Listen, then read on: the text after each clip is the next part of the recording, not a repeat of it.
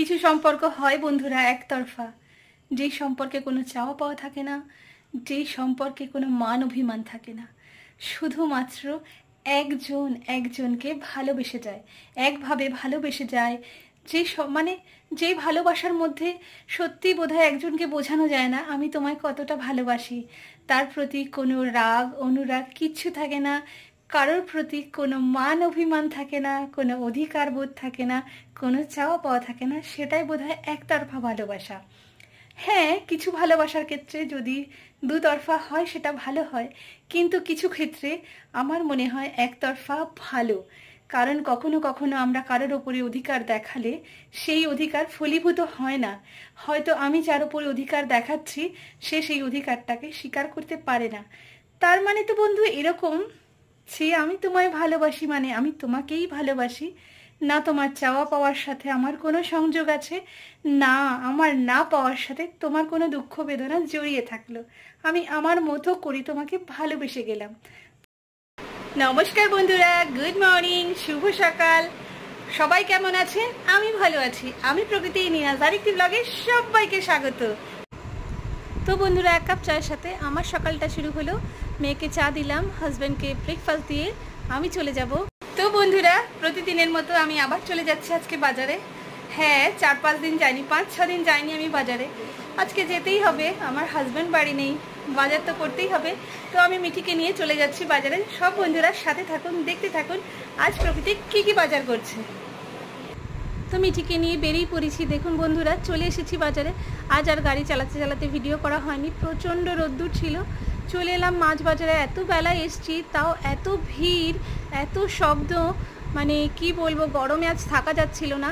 এই যে চিংড়ি মাছ নিয়ে নিলাম কিছুটা, আরও মাছ নেব। এই যে একটা নদীর মাছ, এটাকে খয়রা মাছ বলি আমি জানি না সবাই কি বলে। আর সবজিও নিয়ে নিলাম। মাছ কাটতে দেওয়া ছিল বৌদির কাছে। এই যে মাছ কেটে নিয়ে এবার বৌদিকে রোজই আমি দেখাই, বৌদি মাছ কাটেন। প্রচণ্ড রোদ ছিল, প্রচণ্ড গরমে আর দাঁড়ানো যাচ্ছিল না, ভীষণ কষ্ট হচ্ছিল। এই যে বেরিয়ে পড়লাম, এখানে গাড়িটা রাখা ছিল। দেখুন বন্ধুরা, আকাশটা ভীষণ সুন্দর, মানে যেটা না দেখালে আর হতোই না বোধহয়। মানে একদম ঝকঝকে নির্মল আকাশ, আর এত রোদ্দুর যে প্রচণ্ড কষ্ট হচ্ছিল। চলে এলাম বাড়িতে। এই যে সবজিগুলো দেখাচ্ছি সব বন্ধুদের। প্রচুর বন্ধুরা, প্রকৃতির রান্নাঘরে সবাইকে স্বাগত। আমার বন্ধুদের কি রান্না হয়ে গেছে? আমার এখনো হয়নি, আমি সবে বসালাম।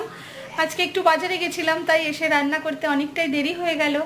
আমি জানি আমার সব বন্ধুদের রান্না হয়ে গেছে। তাহলে চলুন বন্ধুরা সাথে থাকুন, দেখতে থাকুন আজ প্রকৃতি কি কি রান্না করছে।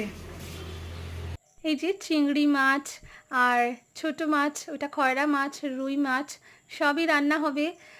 রান্নার জন্য পুরো প্রস্তুতি চলছে বন্ধুরা। দেখুন, এই যে কচু দিয়ে চিংড়ি মাছটা হয়েছে, আর ছোট মাছ দিয়ে ঝিঙের তরকারি হয়েছে, আর বড় মাছটা ঝাল করা হবে এখন। আর রান্না মোটামুটি আমার কমপ্লিট হয়ে গেছে।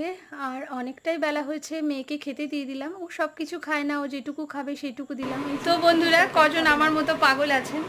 আসলে প্রচণ্ড গরম পড়ায়, কারেন্ট না থাকায় আজকে সব কিছু একটু দেরি। আর আমরা জানি না, বুঝতেই পারিনি, সকাল থেকে কারেন্ট নেই 3-4 ঘন্টা। ওই না বুঝতে পারায় ব্যাটারিতে চলছিল, মানে ইনভার্টার চলছিল। কখন ব্যাটারি সিগন্যাল দিল, কারেন্টও ছিল না, ব্যাটারিও চলছিল। প্রচণ্ড গরমে স্নান করতে করতে প্রায় 5টা বেজে গেল।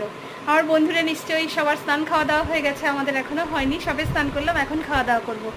তো লাঞ্চের শুভেচ্ছা সবাইকে। এবং তো বন্ধুরা, আমার সব বন্ধুরা কি করছে? জানি অনেক রাত হয়ে গেছে, আসলে আজকে একটু ফেসবুকে কাজ ছিল, আমার সব বন্ধুরা হয়তো দেখেছে। তাই সব শেষ করে আর কোনো কাজ করার অবসর রইল না, কারণ যেতে হবে, অনেক রাত হয়ে গেছে। আর ভিডিওর স্বার্থে আমি তো বেশিক্ষণ থাকতেও পারবো না, আমার সব বন্ধুরা জানে। তাহলে সব বন্ধুরা ভালো থাকবেন, সুস্থ থাকবেন, এই গরমে সবাই সাবধানে থাকবেন। সবার জন্যে অনেক ভালোবাসা, অনেক শুভেচ্ছান্তে প্রকৃতি। শুভরাত্রি বন্ধুরা।